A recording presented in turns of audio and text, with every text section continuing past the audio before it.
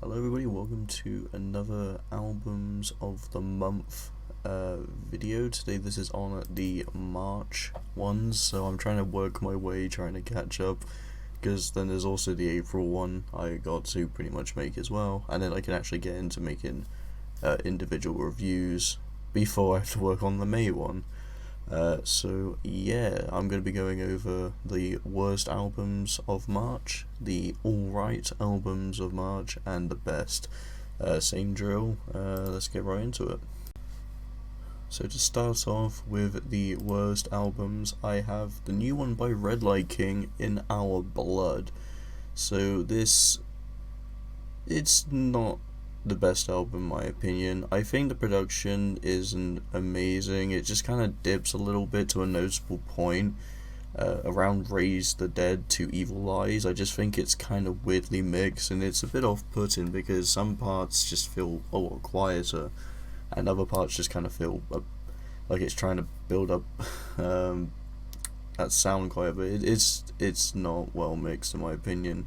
And it also kind of reminds me of the previous album, minus the funk, which I think kind of enhanced the last album with a bit better direction. It's not much worse, but I'm not crazy on this one to be honest. I did think Cold Killer and In Our Blood did have some catchy hooks and some great riffs, but other than that, it's kind of whatever of an album. I wasn't really big on it. I give it a 2 out of 5. We have the new one by the Lathums, From Nothing to a Little Bit More, and I wasn't really crazy on this one to be honest. There's nothing that's terrible, but there's not really anything that's amazing. I know I'd probably say it's kind of about average to that point if I was to say that, but I just don't think there was really much strong or anything I'd really want to go back to, and that's not great for an album.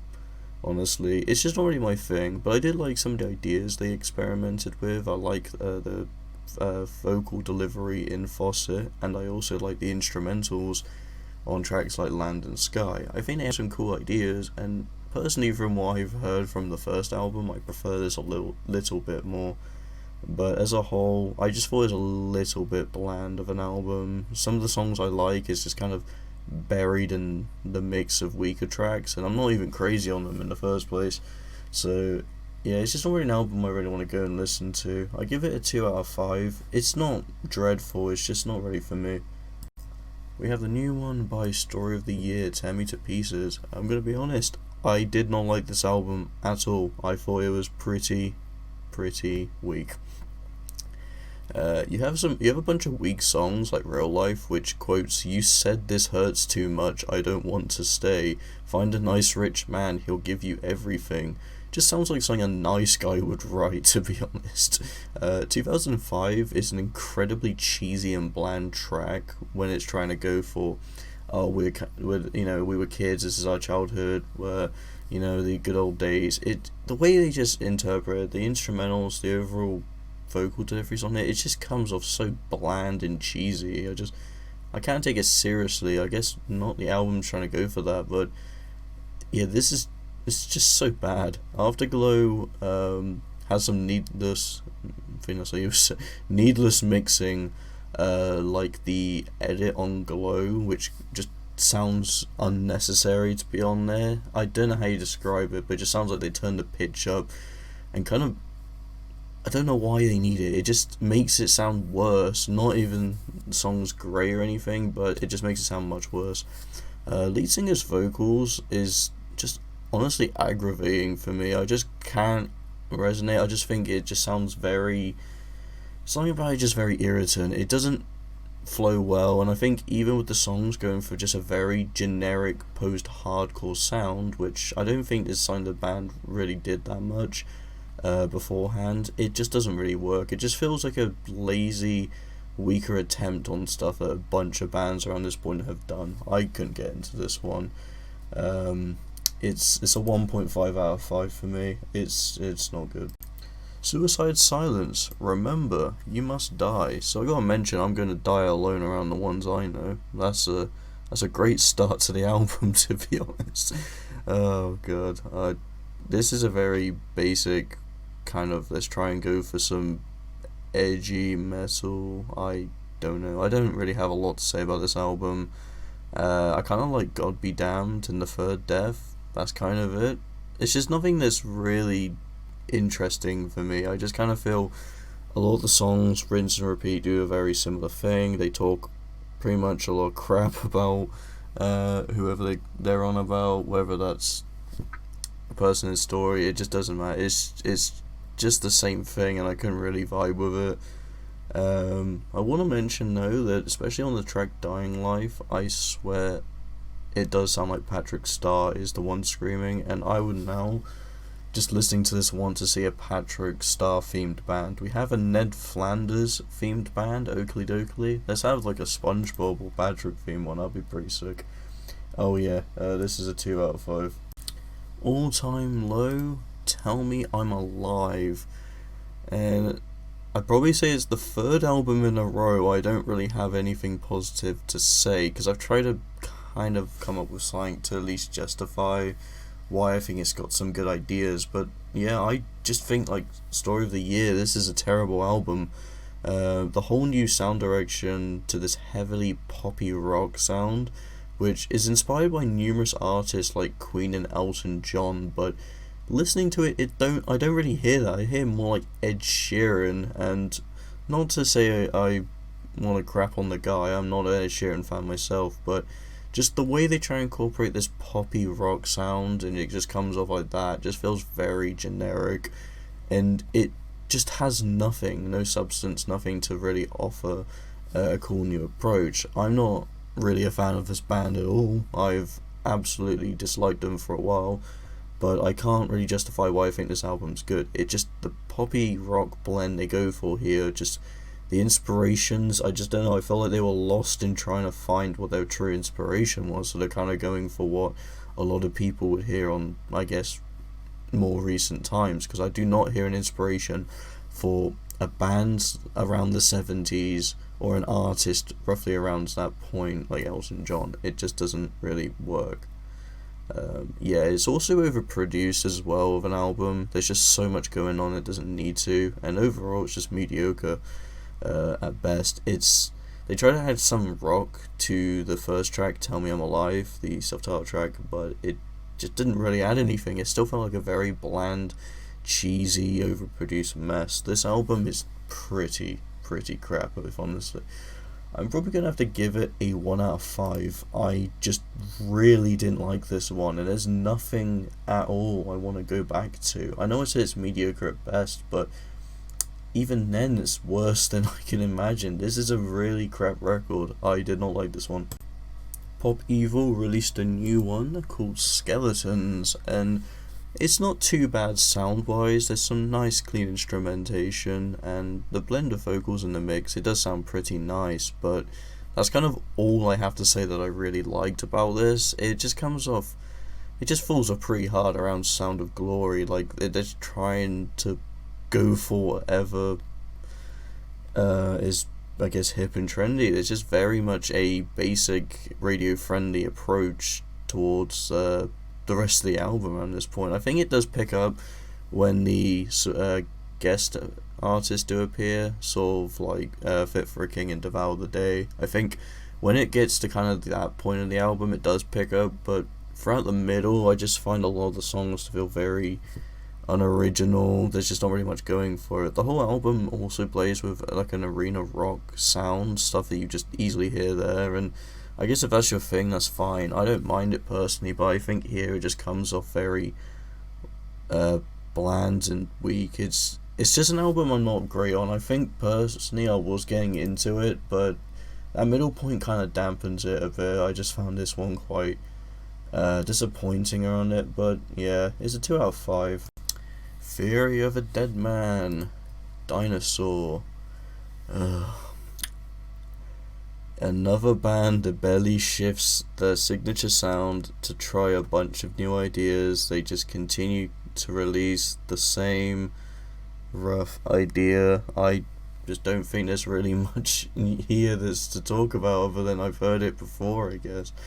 I've noticed how they sound a bit like Creed and Nickelback at times, and it's not just this album, it's their overall discography. I don't necessarily know all of their discography because I haven't bothered going into it, but I've definitely noticed that here and there, and that's not really a thing I'd say is a positive, to be honest. Uh, yeah, it's just kind of unoriginal. It's not really interesting. I haven't got much else to say. It's a pretty weak album. I give it a 1.5 out of 5. The new one by Fall Out Boy, So Much for Stardust.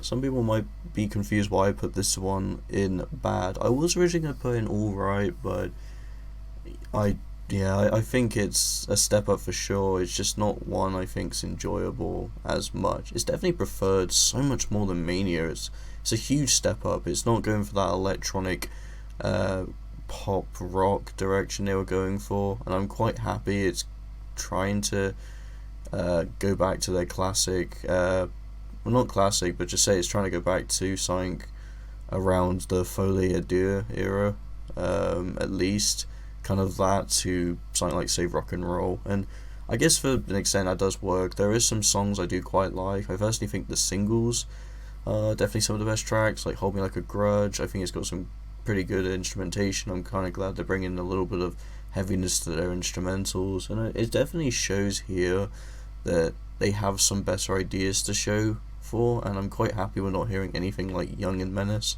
because that is an absolute earful of agony. So yeah, I'd say it has a kind of a classic Fall Out Boy sound, but I'm just not really a big fan of this album as a whole.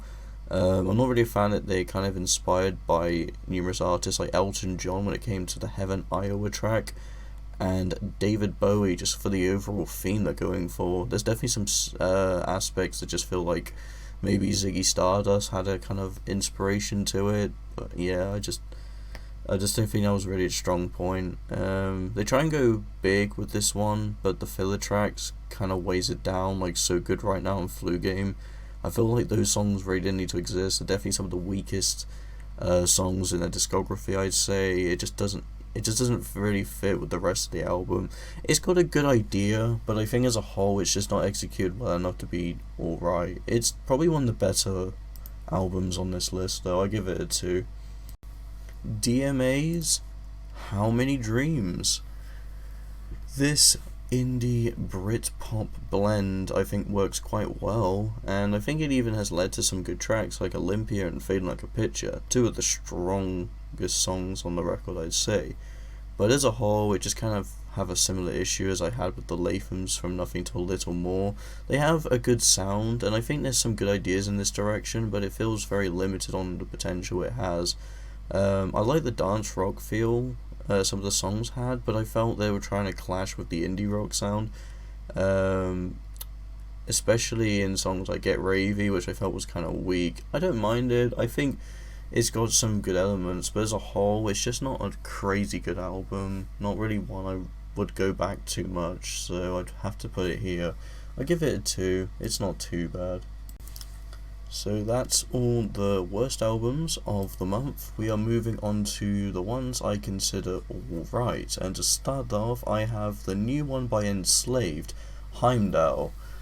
Yep, this one's not too bad actually. I think the band blends progressive rock with their black metal sound beautifully, bringing in some different elements like in Forest Dweller, where it has a middle point of sludge mixed in, and it just sounds so aggressively great. I love this one. The alternation between the clean vocals to the growls work as an amazing duo. I think they play off each other really well, and in contrast, it just makes the sound quite nice. But it's not an album that I think really compels me as much.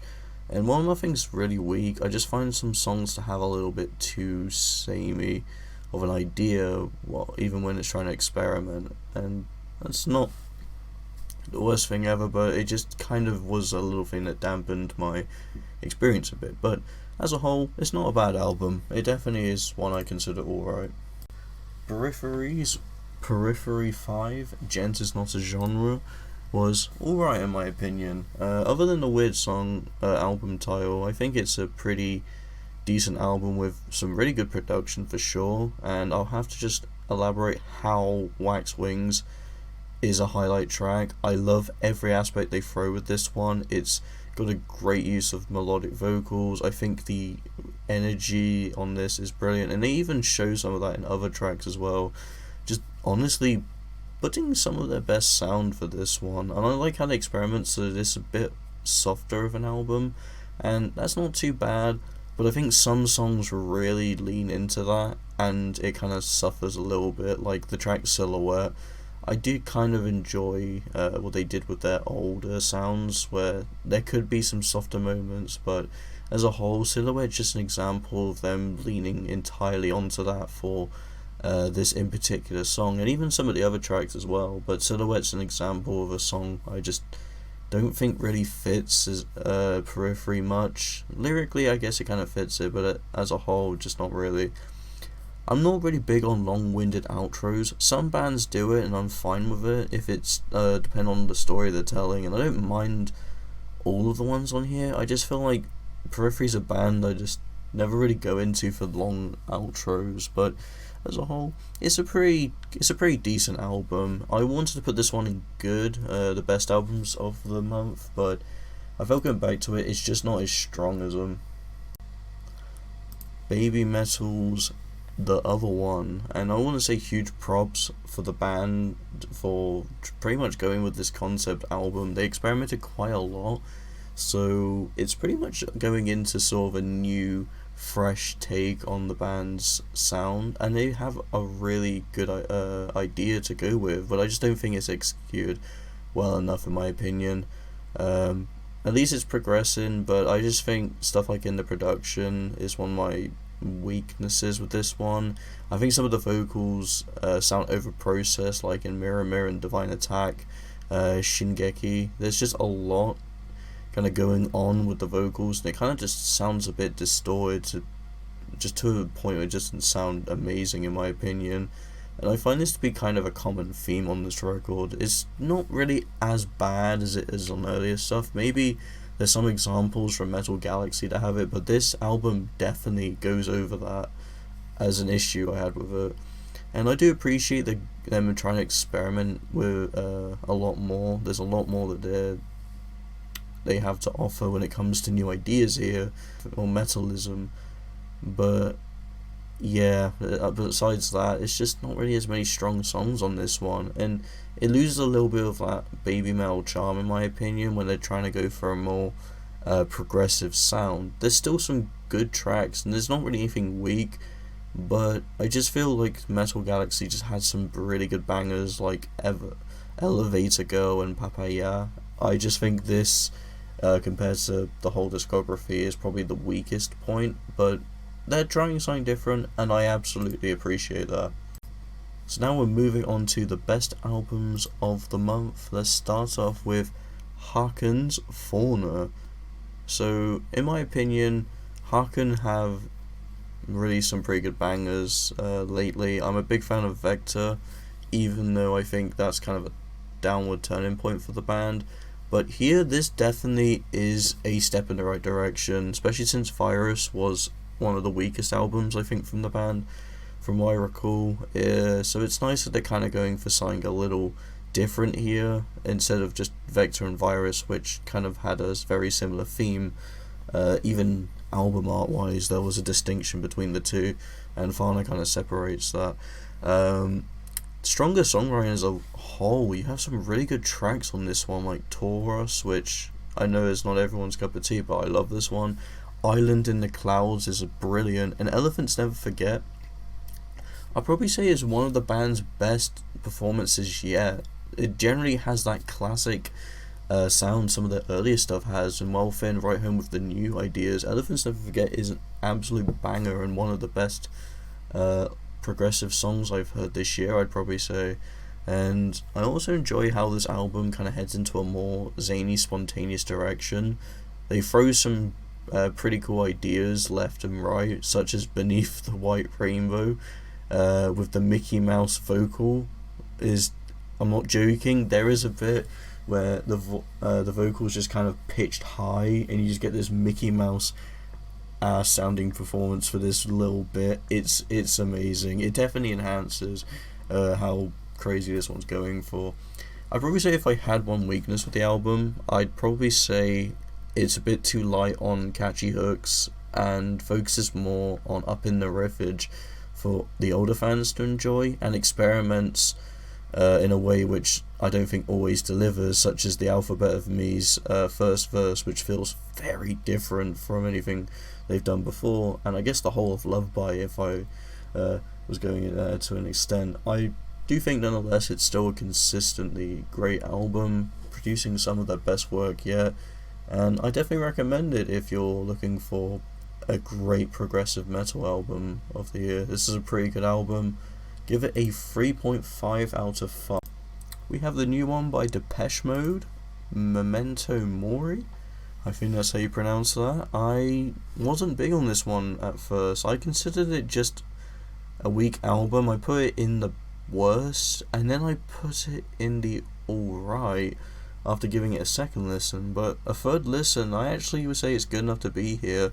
It's still not a crazy great album, but you gotta applaud this band. Just honestly, they're experimenting without resorting to their older sound, especially since they've been going since around the 80s. They've been going for a long time, and this album has some fresh and eccentric ideas that really pop out at you.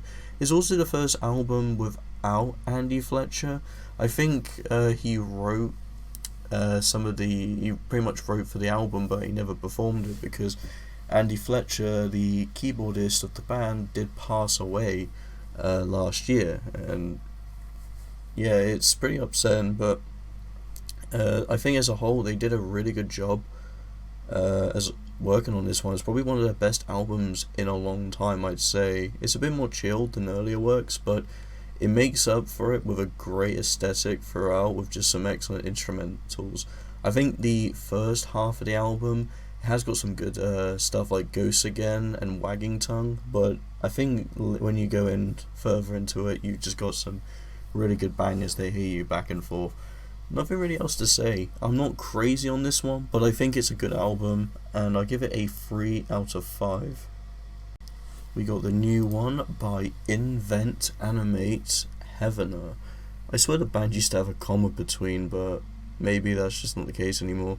Anyway, production on this one is absolutely gorgeous and clean. It's crisp throughout, and it honestly, I love the way it sounds. They have a really good aesthetic when it comes to the atmosphere. It's crushed down with the intensity of just these heavy riffs. You have some incredible, deep, gritty breakdowns on this one with such a wide atmosphere, just creating a lot more kind of a spacious feel, and I really enjoy the way it sounds and overlaps between each track. It's beautiful. The melodic moments within choruses, I think juxtaposition against these riffs, brilliant too. There's some great uncleans here, and I especially think you go straight into a song like Shade Astray, you're pretty much getting the best of the sounds just on a track like that. It's a really, really amazing performance in my opinion. There's just no filler at all. I think every track pushes the narrative of grief from breakups to grieving as a whole, and it definitely, in my opinion, I think just going into it, it has kind of a part, I don't know, just some songs really resonate with me, especially since there has been quite a bit of grieving from my family for the last few years coming. There's, especially since it's not just grieving at the time, it's how it impacts you years later. As we can see, I think the lead singer's grandfather, I think, passed away quite some time ago, and the grieving process may have not worked entirely until this point. Maybe something just spawned in just an instant reminder, and it probably just had a lot of baggage just appearing out of nowhere. It's a really good album though. I think it's really beautiful. It has absolutely no flaws whatsoever. Probably their strongest album without a doubt. I think Heavener is amazing. If you're looking for something that just is so powerful, this is definitely it. Give it a 4.5 out of 5. It's so good. We have the new one by Camelot, The Awakening, and I gotta be honest, probably the weakest album with their newer singer Tommy Karavik. or Kerovic, I hope I pronounced that right. And it's not his vocals are bad. If anything, I think his vocal performance here is the best I've heard. It's so clean, and while I enjoy Haven and the Shadow Theory more than a lot of other people from what I've seen, I think this is the album that really pushes it to just wider extent, and I love it. I just think songwriting is the slight issue, because I think some of it strays into a too similar of a direction as the Shadow Theory, and it's still good, but I just think some of it feels like if it was on the album, it would be some of the weaker stuff. But I'd probably say it's a slight criticism, not a huge deal, because I still enjoyed the weakest songs of the Shadow Theory quite a bit. But that's my only negative I have to say. I think it's got the best vocal performance today, especially on Looking Glass and My Pantheon Forevermore. Probably two of the best tracks on the album. They really hit this one hard with ideas like that. And I also like how they experiment with newer sounds as well. There's a futuristic sound to One More Flag in the Ground, which is just one of the many things that keeps this record fresh with new ideas. Because when you're going for this, pretty much this symphonic, orchestrated, power metal sound that they go for here, it can start to grow dim and kind of tiresome. So the fact that they're putting some fresh ideas and just spinning out with some pretty good, unique as overall performances, it's really nice just to see this band still producing banger after banger on an album like this. And the two additional vocalists, Tina Guo, I think, and Melissa Bonney, provide amazing additional performances to the respective tracks they are on, especially New Babylon. Love this one. It's one of the best tracks. I enjoy just how this one starts. I just enjoy the overall theming of it. To me, I think the album has some great stuff at the start, like Eventide, One More Flag in the Ground, and I guess Blood Moon and Night Sky. But as on the later half, you have some really good stuff like My Pantheon Forevermore, which I mentioned, New Babylon. It's a really good album. I definitely recommend it. Give it a 3.5 out of 5. Even if it's my weakest album from them in the last, probably say the last 4 albums they've done, it's still really good and it holds up well. August Burns Red, Death Below, was a big surprise, especially since they explore a more progressive metal direction, which I'm all on board for that. I quite like progressive metal, and I think it's definitely nice that they kind of turn with some fresh ideas rather than just kind of churning out what they have been doing. Because in my opinion, August Burns Red, they have a pretty solid discography, but they don't really stray too far from their classic sound, and that's still the case here. Yeah, they experiment with some different genres to what they normally do, but as a whole, you hear it, it definitely sounds like an August Burns Red album.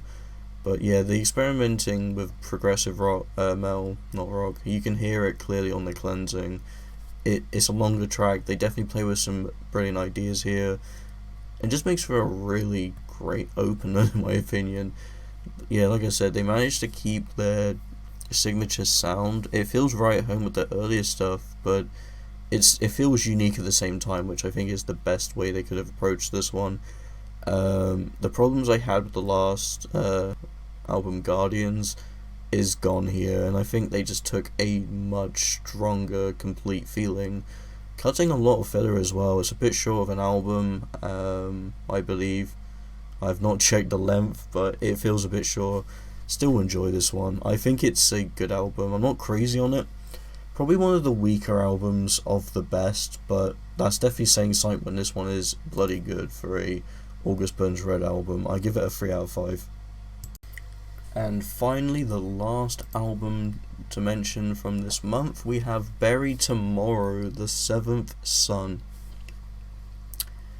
So they got a new clean vocalist. I think the previous one left on good terms with the band, and they got someone new, which definitely it can have a shift on the songwriting progress. I'm not sure how much the clean vocalist does, but this is probably the best Bury Tomorrow album I've heard. It's got the greatest performance with just finding a good sound that suits with this new vocalist, whose vocals as a whole is just brilliant. I feel like there could have been a little bit of hesitation when it comes to putting someone new on. Maybe they needed a little time to adapt, but Tom Prendergast goes straight into tracks like Begin Again and just blows it away. It's a really good performance, and I think it's not just this one, but every single song is just fantastic on this record, and he fits right in, playing off Daniel Winter Bates incredibly well. I think the contrast between the uncleans and the cleans here are just fantastic and top notch in my opinion. Each track, I'm always finding another banger that just rivals the previous, which I love it. You're not just going into some of the best songs straight away. You're getting into pretty good songs, and then it just further down you just find more and more brilliant ones, and I felt that was the case with this album in my opinion. From the poppy catchy hooks to the instrumentals breakdown, accompanied by some of the best screams from Bury Tomorrow yet, they keep this formula throughout without a slight bit of wear. It's refreshing just to hear all these amazing ideas, and it's nice they're not going too much back into some of the sounds they had on previous records, which I guess was going for a post-metal core direction. Bands like Architects or Bring the Horizon were experimenting a little bit, and I'm quite happy they're going with a more unique to them branded idea, and it definitely pays off here.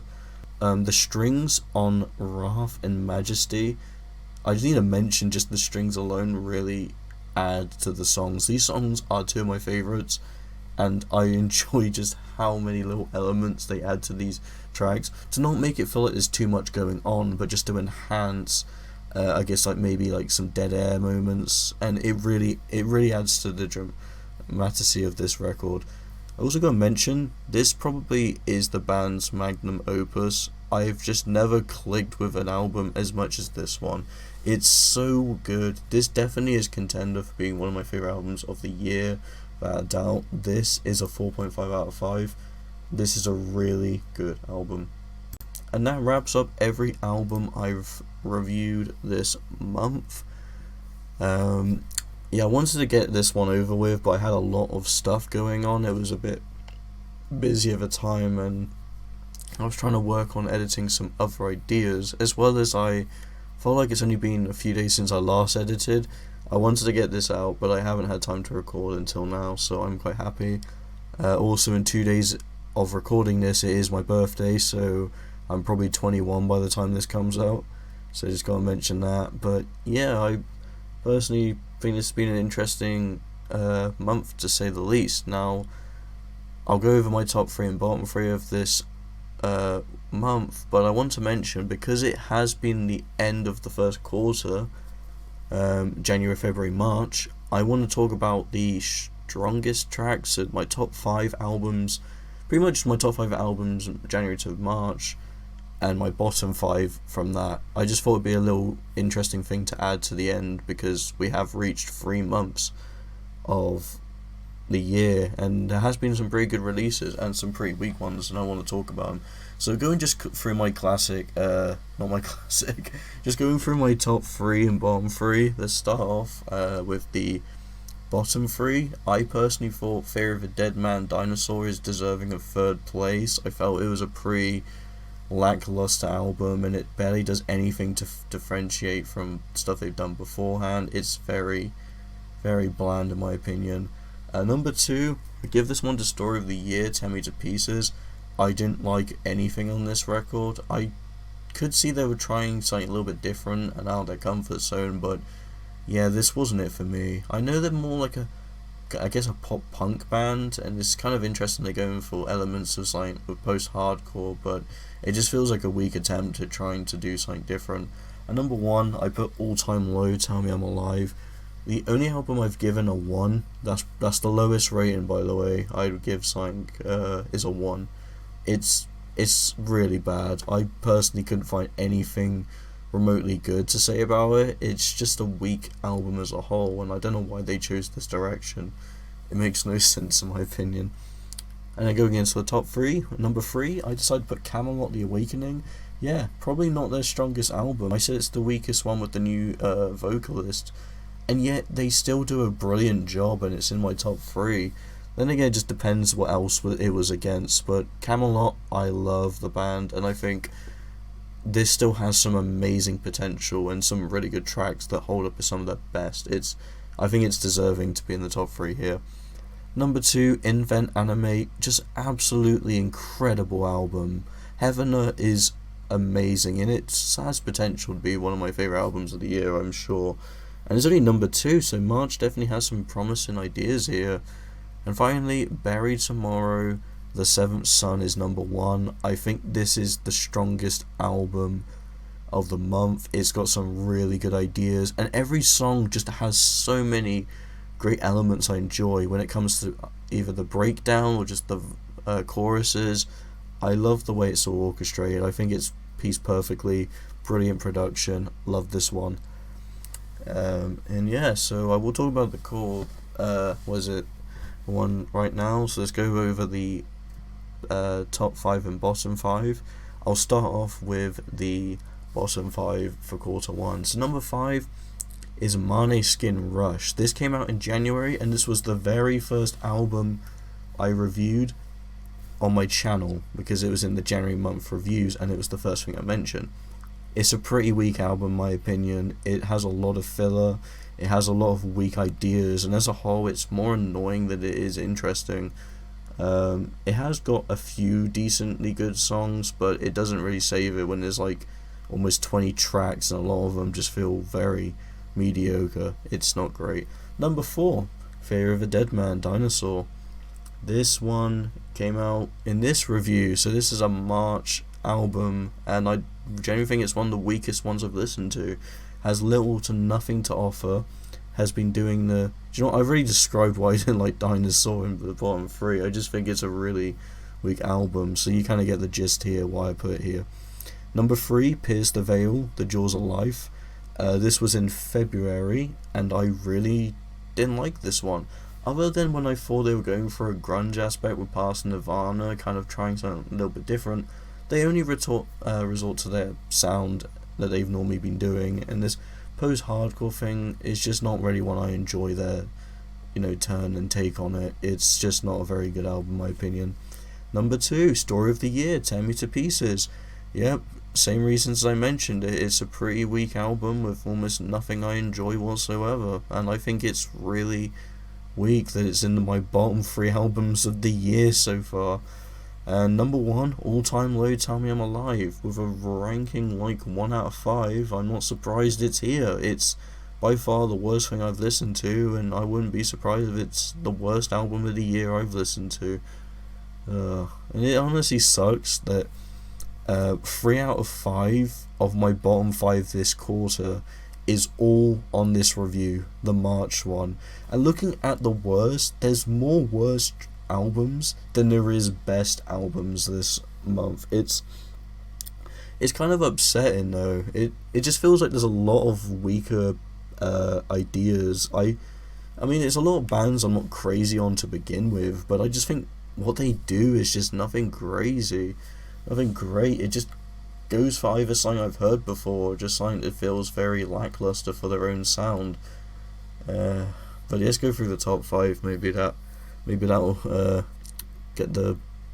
I just want to talk positivity, okay? So number 5, Camelot the Awakening. It's insane. This actually is in my top 5. I think it could easily be taken out because there hasn't been that many great releases this year. But Camelot the Awakening, I think, is deserving of being in the number 5 for the first quarter.